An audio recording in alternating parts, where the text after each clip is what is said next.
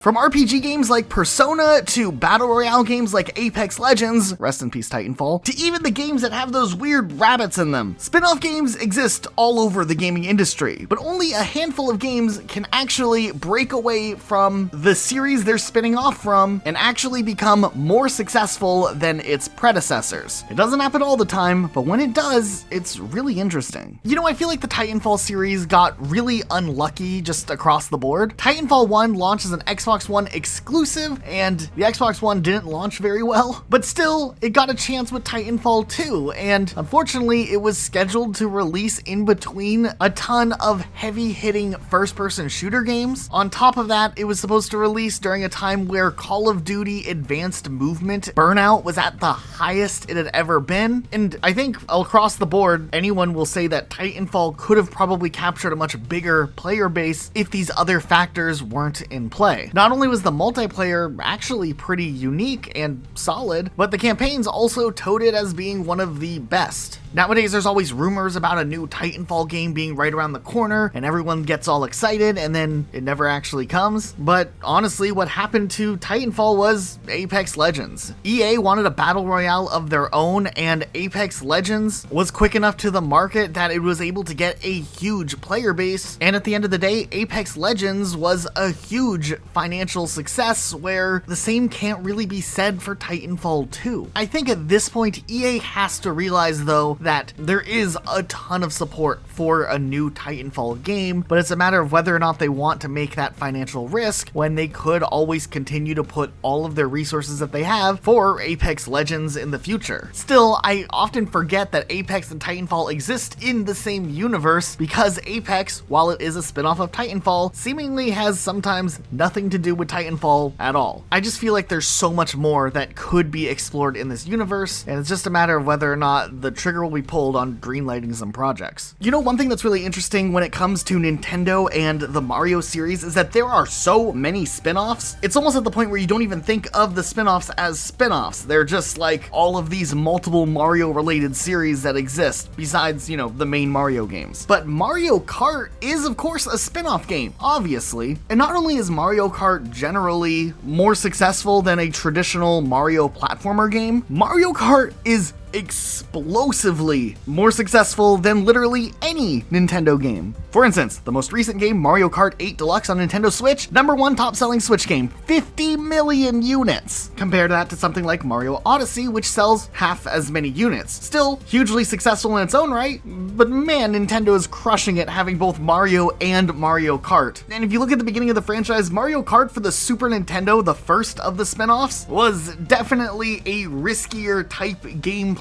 move on Nintendo's part. Okay, you gotta respect the original Mario Kart game for the Super Nintendo for having a vision. If you go back and play it now, it's actually a lot harder than if you go back and play some of the other Mario Kart games that would come afterwards. 3D technology wasn't all there yet, and they really had to try to make a racing game work, and it did work. The first Mario Kart game became the 4th best-selling Super Nintendo game, still being beat out by the mainline Mario game, and when the Nintendo 64 era came, Mario Kart became even more popular than before. Mario Kart on the Nintendo 64 really improved on the visuals and brought the game to life, and kind of solidified this game as a multiplayer staple for the kart racing genre. Mario Kart would have been probably the most successful Nintendo 64 game had Super Mario 64 not been bundled with new Nintendo 64s back in the day, but still, Super Mario 64 had beat out Mario Kart 64 by about 2 million units. And it was the GameCube era where finally Mario Kart surpassed its own parent company with Mario Kart Double Dash by catching up to the sales of Super Mario Sunshine and then just narrowly passing it up on sales by just a couple 100,000 units. The next couple of releases would be pretty neck and neck though, like on the Nintendo DS, New Super Mario Bros. Did overall beat out Mario Kart DS, but Mario Kart Wii beat out New Super Mario Bros. Wii by a landslide. And then from that point onwards, it was pretty much a given that Mario Kart would be the biggest selling series to come from Mario itself. The 3DS version, the Wii U version, and the Switch versions of the game all were towards the top of Nintendo sales, consistently beating out the hugely successful traditional Mario games. And now fans are just patiently waiting for a new Mario Kart game to release, probably with the next generation of consoles from Nintendo, or I guess console, but who knows, maybe we'll finally get that Double Dash sequel that we've all been waiting for. I want to take a moment and talk about The Sims. With a game series as massively popular as The Sims, a lot of the times people forget that this game did technically start off as a spin-off series. Yeah, technically The Sims is a derivative of Sim City, the popular game series from the 90s. Okay, so this guy right here is Will Wright. He is a game designer and essentially established the original early days of simulation type games. He designed the original Sim City in 1989 and subsequently did Sim Earth, Sim Life, Sim Ant, Sim City 2000, which released in 1993. He even did Sim Copter. This guy was making these simulation type games long before we had gems like Lawn Mowing Simulator. But in 1991, tragedy actually struck. Will Wright ended up losing his house in the infamous Oakland firestorm of 1991. In October of 1991, an incompletely extinguished fire in the grasslands of Berkeley Hills, California, reignited into a brush fire and combined with strong winds ended up turning into a massive firestorm that spread to over 1,500 acres of land, resulting in the deaths of 25 people and the injuries of 150 others. There was also over 400 apartment units destroyed and over 2,800 homes also destroyed in this firestorm. One of those being Will Wright's. Matter of fact, in SimCity 2000, a firestorm much like the one that Wright encountered himself was programmed into the game as one of the disasters that could happen in your city. In the process of having to rebuild essentially his life and acquire new belongings and furniture and a new place to live, Wright came up with the idea for this to perhaps be featured as a game mechanic.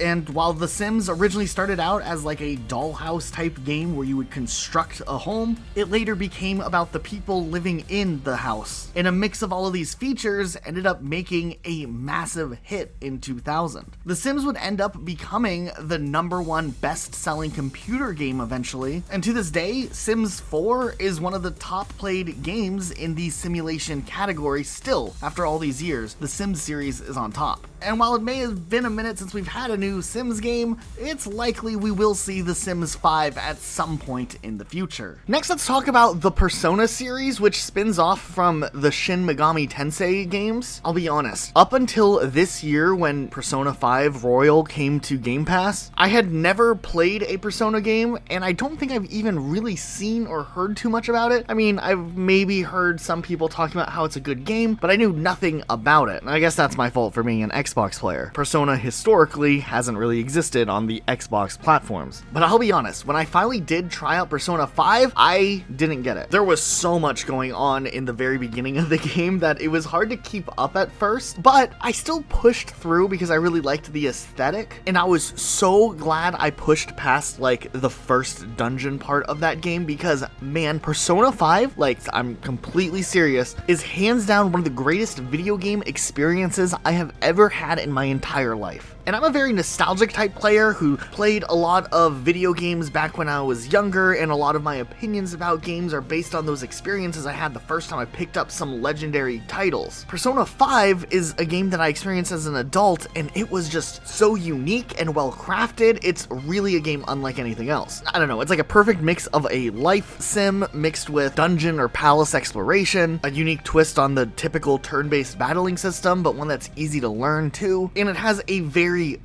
strong narrative, story, and character development with its characters where you feel really invested by the end of the playthrough. They even based all of the locales after real-world locations in Tokyo that are almost like one-to-one replicas of real places, which I always thought was really cool. So where does this game come from? How did something like this exist? And with this game coming from the Shin Megami Tensei series, how did it manage to eclipse its parent game series? Okay, trying to understand the Atlas title titles and how all the Megami Tensei games connect together is incredibly confusing. It's like a multiverse of game series that are somewhat connected but also kind of not connected. The main common thread across all of the titles are that the enemies featured in Shin Megami Tensei may show up as an enemy in Persona, or maybe they'll show up in Soul Hackers too, but they've all split off and are connected in some way or another. If we want to get real technical, the Shin Megami Tensei series actually branched off from a different series known as the Megami Tensei series. I think if I'm understanding this correctly, because I haven't played all of these games, there's one of two possible endings that can come in one of the older Megami Tensei games that leads to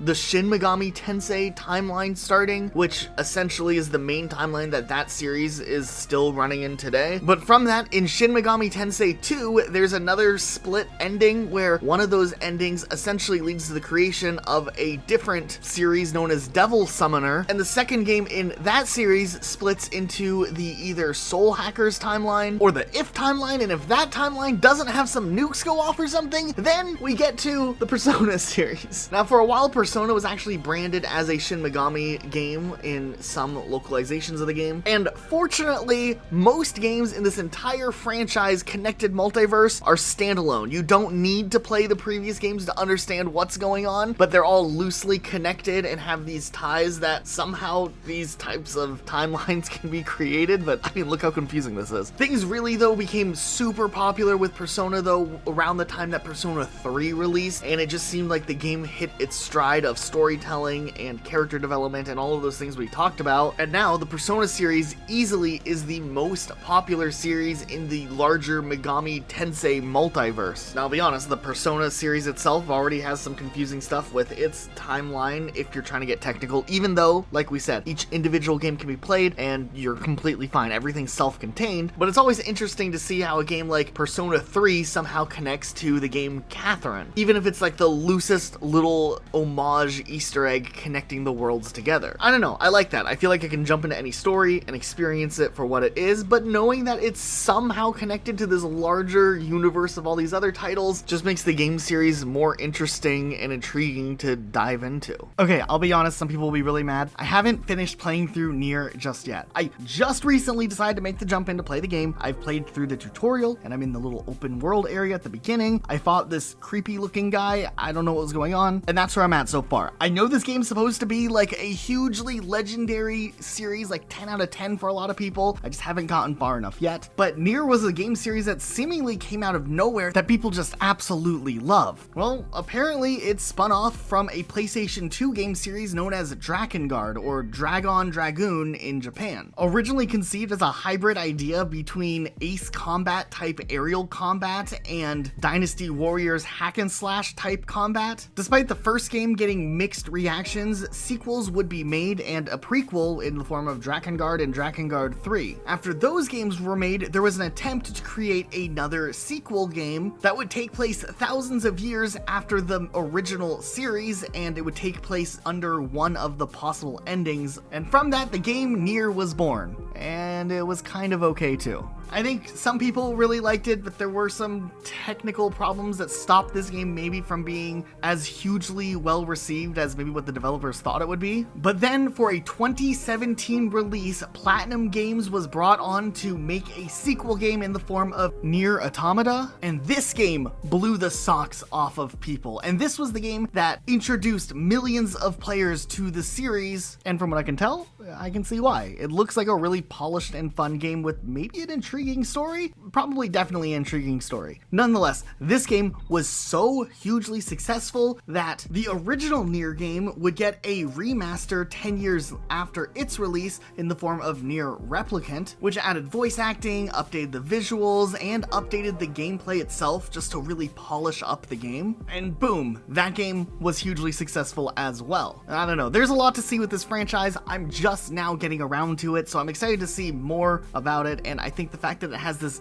deep, rich history from a different game series called Drakengard altogether makes it a whole lot more interesting to dive into its universe. Okay, now let's look at the Dynasty Warriors series, because at first we were unsure if we should count this in the video. When Dynasty Warriors made the jump and did collaborations to take their game genre and formula into different intellectual properties, well, that's where things got very interesting. For instance, Hyrule Warriors Age of Calamity would release for Nintendo Switch, and that would become the highest selling Dynasty Warriors game of all time. Sold almost 4 million copies. Also, it's kind of unique here, but all of the spin-off games are made by Omega Force, the original Dynasty Wars studio, in collaboration with Nintendo, obviously, and these count, of course, as official licensed Dynasty Warriors spin-off games. But it seems like they're not done just yet when it comes to these crossovers utilizing the Dynasty Warriors feel. While we're not 100% sure this counts, I think it should still count, but Persona Strikers took the Dynasty Warriors gameplay and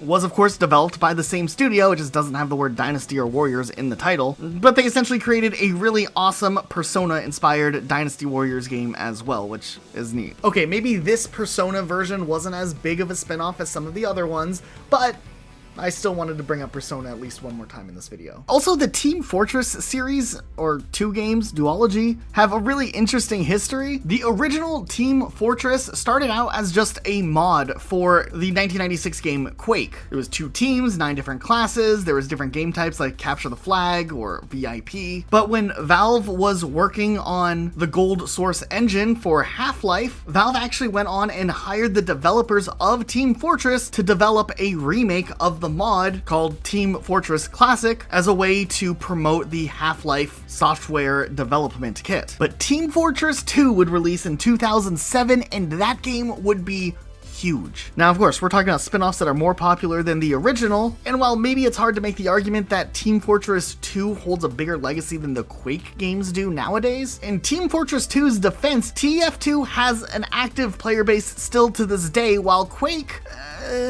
they tried to revive the game series a few years ago, and that didn't really go too well. I don't know. I think TF2's underappreciated, but it is cool to see its origins in being connected to 2 different games in both Quake and Half-Life. And while we're on the topic of Gold Source games that were hugely popular, let's talk about Counter-Strike real quick. Because Counter-Strike seems to be the #1 undefeated Steam game nowadays. And it's insane to think that it all started as a little Half-Life mod for the Gold Source engine. So in a similar way how Valve hired the Team Fortress team, they also hired the Counter-Strike team to make a full-fledged game on the Gold Source engine. And jumping forward 23 years, Counter-Strike 2 just released and it's hugely popular. It feels like it has a massive presence in the gaming space and is beloved by millions of players. Well, it's like a hate-love relationship, but you know what I mean. And if you count Counter-Strike as a spin-off of Half-Life, I do think it has eclipsed Half-Life in popularity at this point. And I do think the Team Fortress and the Counter-Strike case are very unique because usually mods wouldn't count as spin-offs. But since they were officially acquired by Valve and paid to make these standalone games on the Gold Source engine, I do think both of these games count as spin-offs, and I do think Team Fortress is more popular than the Quake franchise, and I do think Counter-Strike is more popular than the Half-Life franchise nowadays. Okay, for a minute there, I really was debating as to whether or not Metroid Prime counts as a spin-off enough to include it on this list. There are other games also that have made the jump from a 2D game to a 3D game, but something about Metroid Prime just seems so much more different than everything the franchise had seen before. The fact that this game not only made the jump from 2D to 3D, but then also made the jump into the first-person perspective, should maybe classify this as a spin-off.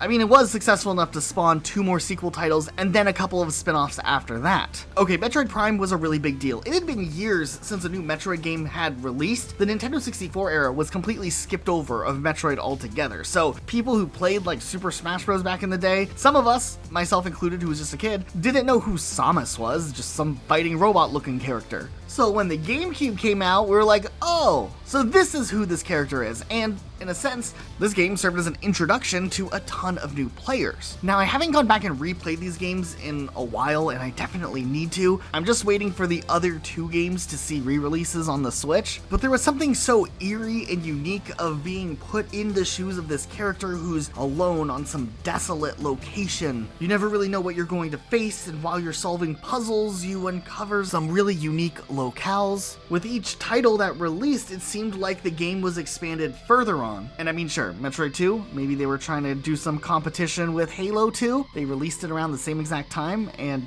yeah, Metroid lost. And a lot of people always compare Metroid 2 to Halo 2, but the Metroid Prime series in its own right was something very unique. After the third Metroid Prime game, Nintendo would try to revitalize the franchise again with Other M, and people didn't like it as much as the Prime trilogy. And even with all of the development issues that Metroid Prime 4 has had, it's still one of the most anticipated games that have been announced coming from Nintendo for the future. Now, when we're doing research on this video, it was discussed as to whether or not Metroid Prime could count for this video as a spin-off, but besides the fact that, yeah, it has its own spin-offs and it's a completely exclusive genre in the Metroid franchise, whether or not the Metroid Prime games are canon to the main Metroid games that released recently and over the years back in the day, which are connected, is still up in the air, which it's fine if it is connected. I don't think it changes anything, but the fact that it's still questioned as to whether or not the Metroid Prime universe is its own universe separated, I think also solidifies the wedge a bit more, really making it stand out as a spin-off game. And a successful spin-off series, to say the least. Another one that we weren't quite sure how it would fit into this video is World of Warcraft. Does World of Warcraft count as a spin-off of Warcraft? Personally, to me it was never a question if World of Warcraft is a spin-off, but after researching more and more for this video, it kind of became a gray area, because the last Warcraft game, Warcraft 3 Frozen Throne, and World of Warcraft are set in the same universe and in the same continent, just a couple years apart. And also, if you look at Wikipedia, it also makes it look like a sequel, and the only spin-off game mentioned on the Warcraft page or the World of Warcraft page is that cancelled spin-off mobile game from a couple years ago. But Warcraft was an RTS game, and World of Warcraft is an MMO. So there's a huge difference in gameplay and the way you experience the world around you. Like, the whole world building feels differently in an MMO than it does in an RTS. But what is without a question is that World of Warcraft is massive. So if we count World of Warcraft as a spin-off, it obviously is easily more popular than its predecessor, Warcraft. And I mean, Warcraft did have a recent release with Warcraft 3 Reforged, which was a remastered or remake of Warcraft 3. But that is one of the lowest rated games of all time and also one of the most hated games on the internet. And I mean, that was probably Warcraft's big shot at becoming a popular franchise again, separately from World of Warcraft, which Warcraft 3 Reforged was a big failure. So to me, World of Warcraft easily counts as a spin-off that is bigger than the game series it spun off from. And honestly, there's another game that's more popular than Warcraft that came from Warcraft, and that is Dota 2. Initially, Dota 1 was just a mod for Warcraft 3 Frozen Throne, and then the mod was acquired by Valve, as you probably know they like to do by now, and then they made Dota 2, and that has been at the top of the Steam charts for years now. It even got a big Source 2 engine update a couple years ago, the same way Counter-Strike 2 got this year. So if you don't count World of Warcraft as a spin-off, do you count Dota as a spin-off? And I mean, once again, Dota 2 is more popular than the original Warcraft trilogy. So I do think it kind of fits the video topic here. And I mean, at the end of the day, I do think Warcraft as an RTS franchise just isn't popular anymore. I do also think Hearthstone is more popular than Warcraft. Practically anything that came from Warcraft is more popular than it. I do think it's so interesting that nowadays Warcraft is just almost forgotten about because of how massively successful World of Warcraft was in the middle to late 2000s. A lot of times it's easy to forget the origins that might have been so different from the base game itself. Like, for instance, Super Mario. Simple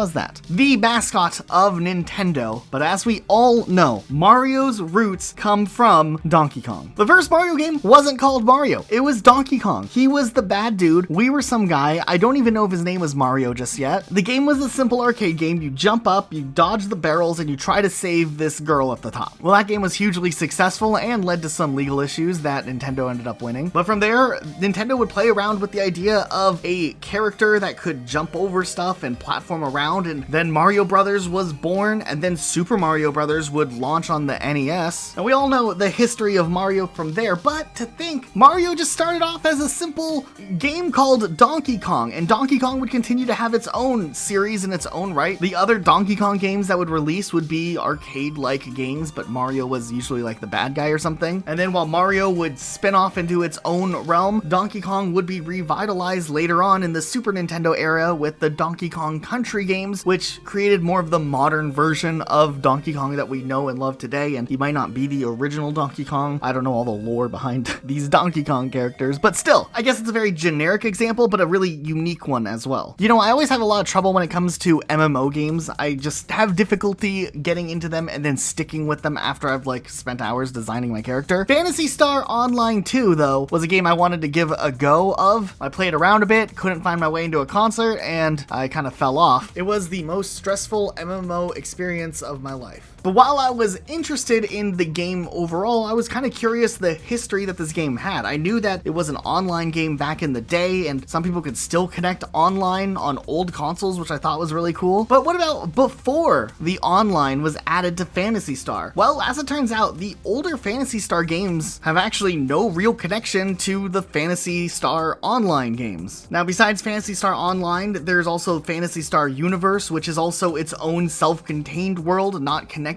to the online universe. And it seems like both of these game series are somewhat inspired by the lore established in the original Phantasy Star games. There's been at least some effort to try to make them have connections from one way or another without blatantly making these old games like required media to understand what's going on. But I do have to give them credit for a game series like Phantasy Star Online to not take too much inspiration from the original games and to kind of tread away and do your own thing is a pretty daring move, but maybe it paid off in the end. If we go back to the early days of Xbox, there's a really interesting story involving the Forza series. Back when Xbox was about to release, Microsoft knew that they would need to compete with PlayStation directly, and PlayStation had the exclusive Gran Turismo series, which was known for being one of the most realistic racing games on the market. So Microsoft got to work with trying to figure out how they were going to have their own studio that could make a racing game that could compete with Gran Turismo. They essentially started their own studio called Turn 10 Studios and had a lot of its internal publishing team work inside of Turn 10 Studios to develop what would become Forza Motorsport. Now, it would take a couple of years before the first Forza game would be ready, so during those early years on the original Xbox and early Xbox 360 days, Microsoft leaned heavily into using the game series PGR, or Project Gotham Racing, as kind of their exclusive racing game series. But when Forza released, man, it was pretty game-changing. Each new entry in the Forza series would become more popular than the last, it would seem, and just as Microsoft wanted, people were looking and comparing Forza to PlayStation's Gran Turismo. They had a strong engine that was running this game, and Microsoft had invested a lot of money into the technology that would fuel the Forza games. So, with them already having a strong competitor to the more hardcore racing scene, Microsoft decided to bring on another studio, opened as Playground Games, which had veteran developers who had worked on other racing game series like Burnout, Driver, and PGR, to develop a racing game that would be a spin-off that would focus more on the casual racing enthusiast, but also be something that the more hardcore racing fans could get behind as well. From there, the Forza Horizon series would be born, which mixed a lot of the cool racing mechanics from Forza, but put the game series in an open world in a lot of different locations and driving types that would allow for a more varied experience than the strictly circuit type racing that was most prominent in Forza. Tie that to some fictional music festival also happening, and usually a banger soundtrack, and throw some great visuals, and the Forza Horizon series ended up becoming very big. Actually, possibly one of Microsoft's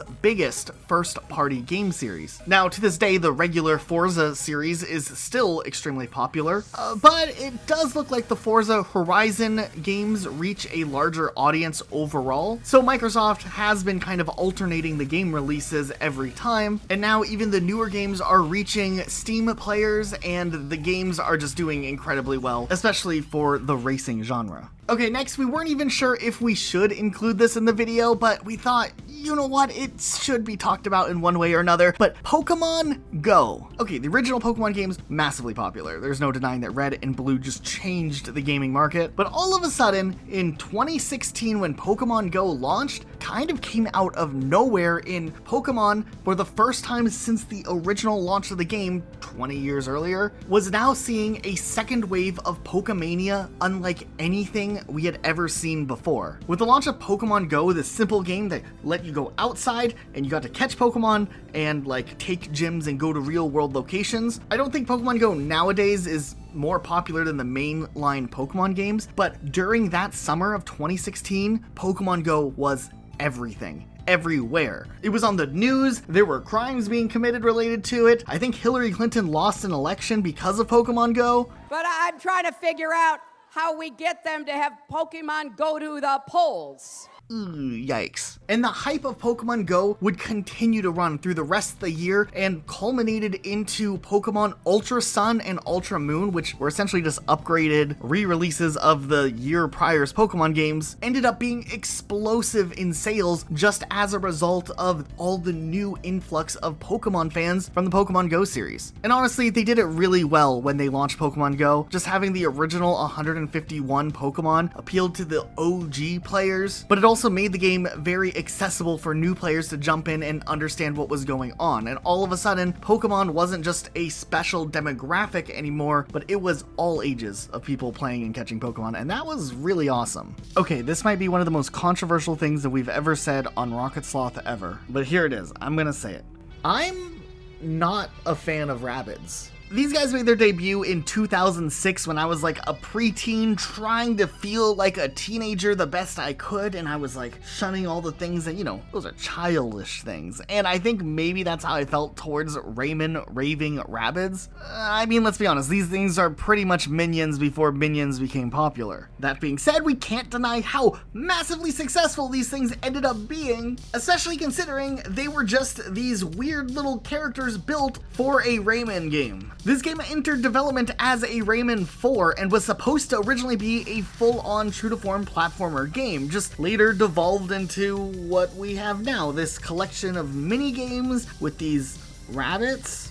I don't know, guys. I can't hate on the game too much because I'm sure for kids who had Wiis back in the day and had this game, maybe they absolutely loved this game, and I can probably understand why it was popular and why they liked it. It was goofy, it was over the top, and the mini games, you know, they're kind of fun. But nonetheless, it was all over for Rayman after Raving Rabbids, or at least for a while. A sequel would end up getting made called Rayman Raving Rabbids 2, and if you just look at the box art, you can see Rayman's not even on it. So he got demoted pretty heavily, but that wasn't the end there. Oh no, there was Rayman Raving Rabbids TV Party, then Rayman got kicked out of the titles altogether with Rabbids Go Home. There's Raving Rabbids Travel in Time, where you can go see dinosaurs or the Titanic sinking. For the Kinect, there was Raving Rabbids Alive and Kicking. The Wii U had Rabbids Land. Then Rabbids Rumble released for the 3DS. Rabbids Big Bang released for mobile devices. Oh, but we're not done yet. There's Rabbids Party of Legends, Rabbids Volcano Panic, Rabbids Wild Race, Rabbids Coding, Virtual Rabbids The Big Plan, Rabbids Heroes. There was an animated series called Rabbids Invasion that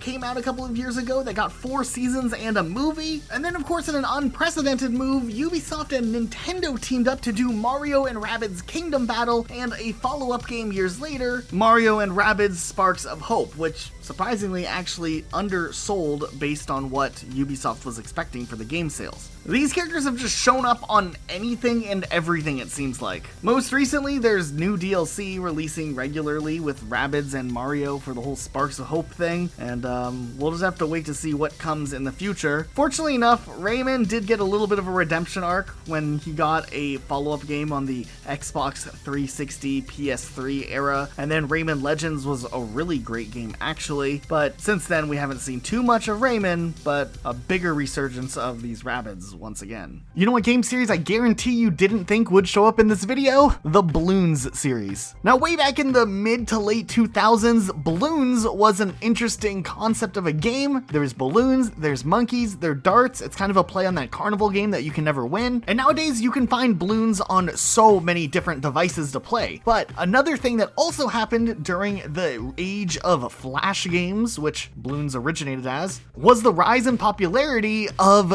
tower defense games. There was already a pretty big variety of these types of games out there. Essentially, you have to set up some reinforcements to stop the enemy from reaching your base. But what if you take this idea and you mix it with Bloons? Well, then you get Bloons Tower Defense, and this became a spin-off of the original Bloons and definitely blew up in popularity, becoming the more popular of the franchise. Now, Bloons Tower Defense only released a few months after the first Bloons game was widely popular on Flash websites. With the success of Bloons Tower Defense, a huge series would spin off from that, with a new Bloons Tower Defense being added pretty much yearly until the release of Bloons Tower Defense 5. This one was the big game, and probably was the one that a lot of people who were more casual were introduced to. Years later in 2018, Bloons Tower Defense 6 would release and introduce this new 2.5D perspective as opposed to the regular 2D graphics. And this version of the game would be supported periodically with big updates over time, adding in some popular locations from previous games. And who knows, maybe one day we'll see a Bloons Tower Defense 7 in the future. But from the main Bloons Tower Defense games, there has been 2 more spin-offs, not as popular as the Tower Defense ones, but still worth noting: Bloons Adventure Time Tower Defense, Bloons Monkey City,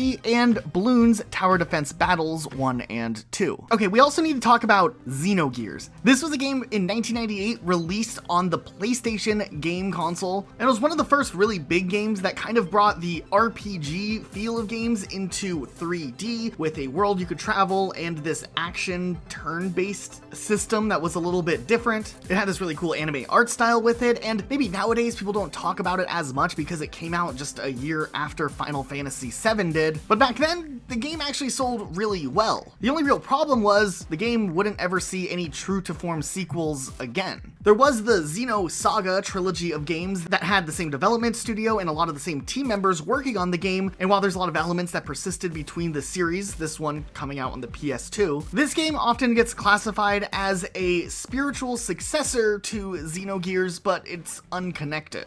And then in 2010, the Xenoblade Chronicles would release, still developed by Monolith Studios, but this time published by Nintendo. Now this would span into having a couple of spin-offs on its own and also become its own trilogy, but once again, it's clear that Xenoblade Chronicles is its own game series existing as a spiritual sequel in the same Xeno meta series. Now of course, Xenoblade Chronicles would end up being hugely successful, bigger than any Xeno game that had come before it, with the series so far selling over 8.2 million copies worldwide. It's just kind of interesting to find that there was this old game that's not talked about as much nowadays that ended up being the original thread that ended up growing into a franchise as huge as Xenoblade Chronicles. Honestly, nowadays we hear so much about Unreal and the Unreal Engine. Unreal Engine 5 was added to Fortnite. Unreal Engine 5 will be used for this game or that game. But if we go all the way back to the early days of Epic Games, Epic Games hit one of their pinnacle milestones with the release of Unreal Tournament. There would be various sequels that would come out to Unreal Tournament, and back in the day it was a pretty competitive first-person shooter game. But here's the thing no one talks about. While every once in a while, Unreal Tournament will be brought up in a little nostalgic way, a lot of people don't realize that Unreal Tournament is in itself a spin-off from the Unreal game series. Originally, Unreal was a space fantasy game series where players were on different planets, facing off against aliens. There was actually a way deeper story in these older Unreal games. But these games also introduced the Unreal Engine for the first time ever, which would then spin off and become a multiplayer phenomenon, something way bigger than the original Unreal games would ever be successful in. While it was very evident that the multiplayer side of Unreal would be the more popular thing, the first Unreal story did get an expansion, developing more universe and lore for the game series, and over time, Unreal would slowly fade from popularity with an attempt at a revival in 2014, but then that was sidestepped because Fortnite blew up, and Epic Games needed all hands on deck for developing future expansions, and the Unreal Tournament reboot, or Unreal Tournament 4, would be sacrificed or abandoned. Okay, now this is the part of the video where things start to get a little bit more gray as to what actually classifies as a spin-off and what is more something different. So this is one of the first questions we need to ask. Does Dark Souls count as a spin-off of Demon's Souls? Okay, obviously Dark Souls is a hugely popular action RPG game series from the 2010s, but just before there was Dark Souls, the game before that was Demon's Souls, and it had the same director, and it was part of the same studio. If anything, Demon's Souls kind of spawned the entire Souls genre, and Demon's Souls in its own right was heavily inspired by Kingsfield, another game series by From Software. There are so many similarities across these games, but there's also not really an overarching story that influences each individual title either. I mean, there are connected themes across each title, but for the most part, each game can be played completely on its own. So the question is Dark Souls a spin-off? Is it a sequel, or is it its own series that's completely separate altogether? And also, where does that leave some of the other games like Elden Ring, Bloodborne? There's a lot of theories that all of these games are somehow connected together based on the multiple endings beginnings of Elden Ring. I want to say it's fair to say that the Dark Souls trilogy is a spin-off of Demon Souls. It took the core concept, it evolved on it, and then turned itself into its own thing that was bigger than Demon Souls. Also, there's like a little side character that shows up in every single game in everything that From Software does. Does that count, or is that just like an Easter egg? I don't know. Okay, so if Demon Souls throws you off, here's one that might really throw you off, but hear us out because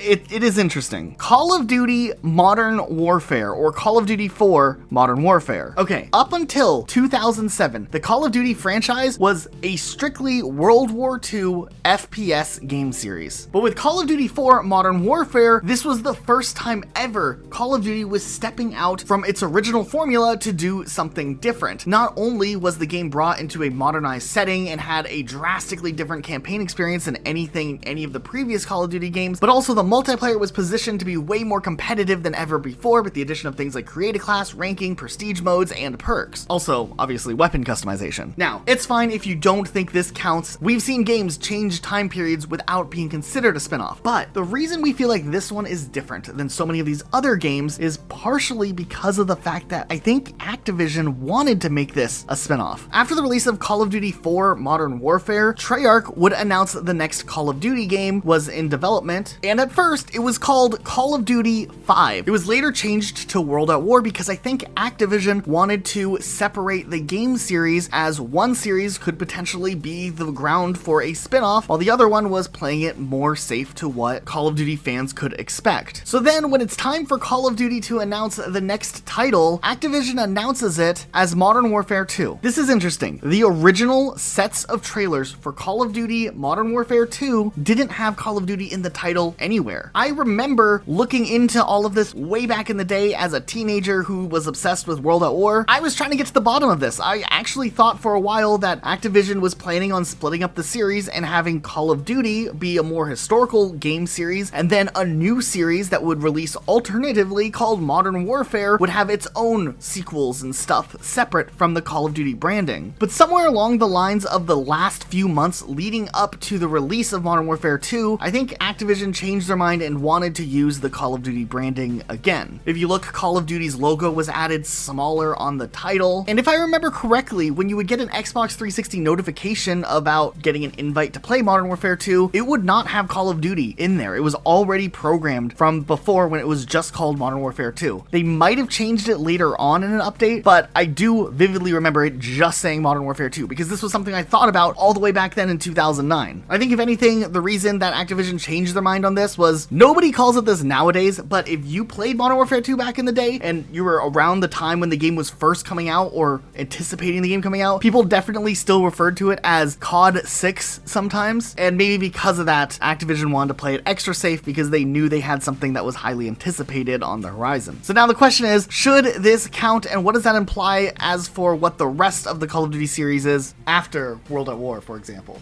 I do think that counts here in a more loose way. Obviously, Call of Duty 4 wasn't a straight-up spin-off, but I do think it was bigger, and it was different enough from the first three games that it could be counted as a spin-off. And actually, I found this article, an interview with a Call of Duty level designer that worked on COD 4, Modern Warfare 2, all these games. And he himself said that between Call of Duty 2 to Call of Duty 4, they made the decision that they didn't want to make a Counter-Strike clone anymore. Apparently, that was a big thing for the first three games. They wanted it to be like Counter-Strike, they wanted it to be more tactical, and they had Search and Destroy as the main focus of the game. But with the fourth one, they were like, you know, our players just want to play Team Deathmatch, they want to have fun, and that's when they started adding kill streaks and classes and all that stuff to like set it apart from being a Counter-Strike clone. So I think, in a way, you could count it as a spin-off. Yeah, I think the fact that there was that intention, especially after Call of Duty 4, to maybe make Modern Warfare 2 its own thing, that it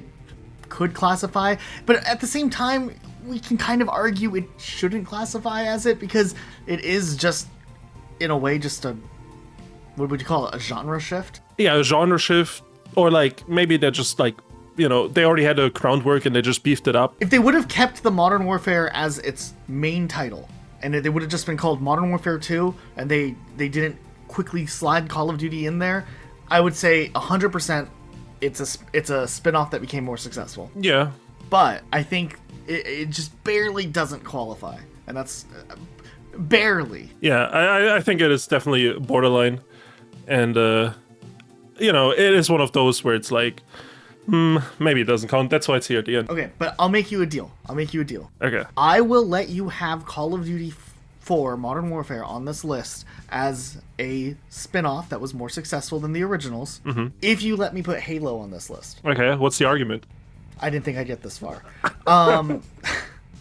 So, Halo was a spiritual successor to the Marathon series, right? There was the series of games that Bungie made before they worked on Halo. And all over Halo, there are Marathon references, symbolisms, story elements that are paying homage to Marathon. Even the ending of the Halo trilogy thematically kind of ties into where you start off in Marathon. But there's one more piece of evidence that I think slam dunks this case. Halo's very first piece of media is this weird ARG known as the Cortana letters. There were these cryptic writings essentially from this mysterious character named Cortana who was like borderline threatening and very antagonistic. But that was the first piece of anything Halo related, or that was used to build up hype for Halo. And that was during the time where, like, the Marathon games were releasing. You could argue that the Cortana letters were no longer canon moving into Halo, but the Cortana letters have been brought up again in games like Halo 3. So, maybe there is this very loose connection. I guess you could argue the whole Bungie-verse, metaverse, multiverse theory that I've argued on this channel a long time ago. But I do have to say, like, there's something that makes me want to say that Halo feels like a spiritual spin-off rather than a spiritual sequel. I do think I can agree with the spiritual spin-off, because it definitely, there's a lot of Marathon references in Halo, and I mean, there's a lot. Yeah. We've done a lot of Easter egg videos, and there's a lot of Marathon references in all the Halo games that Bungie made. Can we adopt the phrase spiritual spin-off here? I feel like nobody's ever used that phrase before, but what do you classify these as otherwise? They're more related than just like a spiritual successor or something. I do hear the term spiritual successor all the time, right? Right. And I mean, why shouldn't we use spiritual spin-off in the same way? Especially if it's a little less related, maybe. Or more related in some instances. Yeah. This brings up another question, though, because we already kind of been trying to cross out whether or not a game like Call of Duty counts.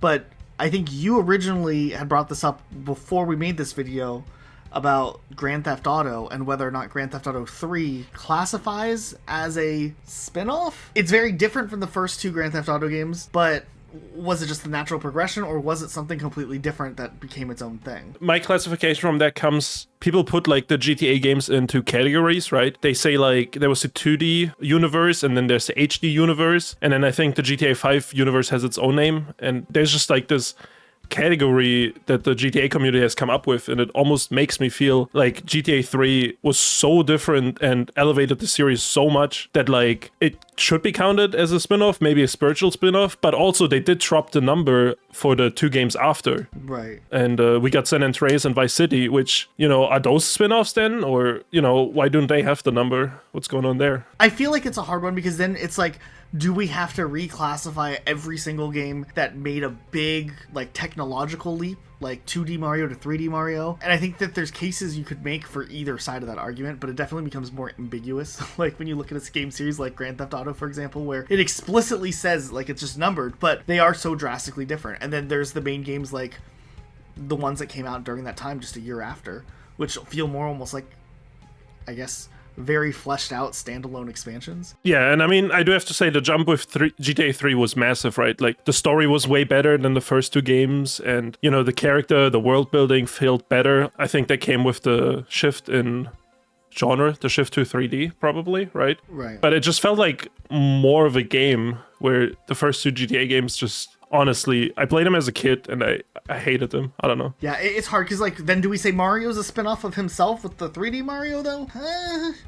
It's rough. Yeah, it gets really vague here, and I mean, maybe we're pushing boundaries here with these definitions. Okay, here's a question for you. Fortnite, does it count as a spin-off of Save the World? Kinda, yeah. I mean, Save the World was first. Yeah, Save the World was first. But is it just a game mode? Like, it's so hard to say. I don't know. It's just hard because it's like literally the same launcher, right? It's like you literally boot up the same .exe to play the game, so it's hard to say it's a spin-off. And there's never been like another game series that's essentially done this, I feel like, where like it has its bread and butter as its like main thing, and then all of a sudden like something else, a game type, becomes so massively successful that the main part of the game gets reduced significantly to the point where it's not even a part of the game anymore, and the other part of the game lives on. Like, it's so much a unique experience for it. I don't know. Fortnite just came in and just became so massive that like it overshadowed anything they had done before. Okay, the last thing I really wanted to make sure we touched on though was the unofficial side of spin-offs. Like, we looked a little bit about some that started off as like fan projects but then were greenlit into full projects. But like, what about things that like are completely now unrelated from where it started from? So like I'm talking about like DayZ, where it started off as an Arma mod and then became its own game altogether, or PlayerUnknown Battlegrounds, that was a Arma mod that also became its own game essentially. Do those count as spin-offs from the original, or are they just, I don't know, like realizations of other things? I guess they count as standalone versions of the mods, right? In this video, we talked about a lot of mods that became legitimate games and legitimate spin-offs. These mods just used this engine to make their own game, the same way Counter-Strike did or Dota did. You know, they just used the game, made their own game in this sandbox that the game offers, right? Right. Then became its own thing. So I do think, even if they aren't officially endorsed, we can count them as spin-offs the same way we counted Counter-Strike or Dota as spin-offs. Right, but what if they don't use the same engine, right? Like PUBG, I think, was built in the Arma engine. The idea was popular, and then they redid and made an entire new thing for it using the Unreal Engine. Yeah, that's fair. But, I mean, the original mod was still in the Arma engine, and I do think the way PUBG feels, it feels a lot like Armor. They definitely tried to make it feel like Armor still. What about DayZ, do you think? I mean, PUBG is popular, and DayZ, the mod, was popular, but then they did all that stuff with the standalone version, so I don't know if it's more popular. You know what I mean? There was definitely a time where DayZ was almost more popular as an Arma mod than it was as a standalone, but now I think the standalone's probably grown enough to maybe eclipse the original. Yeah, that is true. I don't know, DayZ's an interesting experience. DayZ is definitely an interesting experience, but it's just hard because they did add a lot of content, but at the same time, it never was as massive as PUBG. Not even close.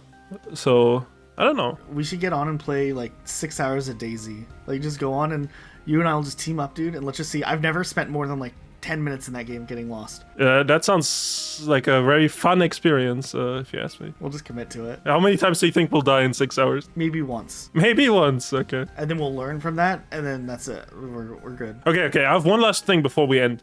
And this one, I don't know, it doesn't really count, I already know that, I just wanted to make the argument for it. But Metal Gear Rising: Revengeance is a spin-off of the Metal Gear games. And the game didn't sell amazingly, but I do think that in a way, Metal Gear Revengeance had a bigger impact on internet culture and pop culture than the Metal Gear games. Does that make sense? Yeah. Because the game is so over the top, there's so many inside jokes, and honestly, I could never get into the Metal Gear games, but I played Metal Gear Revengeance, and I enjoyed that game a lot. It's just kind of like an honorable mention for this list. You know, I feel like there's a more hardcore community for the Metal Gear Rising Revengeance games, or game, than there is for the Metal Gear games, which, you know, they killed the franchise anyways with Metal Gear Survive. Hey, Luke, now that we've finished this part of the video, do you want to go play Metroid Prime Federation Force Blast Ball with me? I don't know what that is, but that sounds amazing. It's on the 3DS. It'll be a good time. Oh, no. Yeah, let's go do it.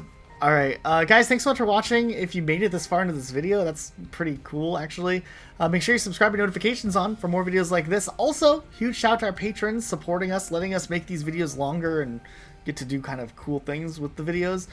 That's it for today. Thanks so much for watching. We'll see you guys all next time with a new video. Bye.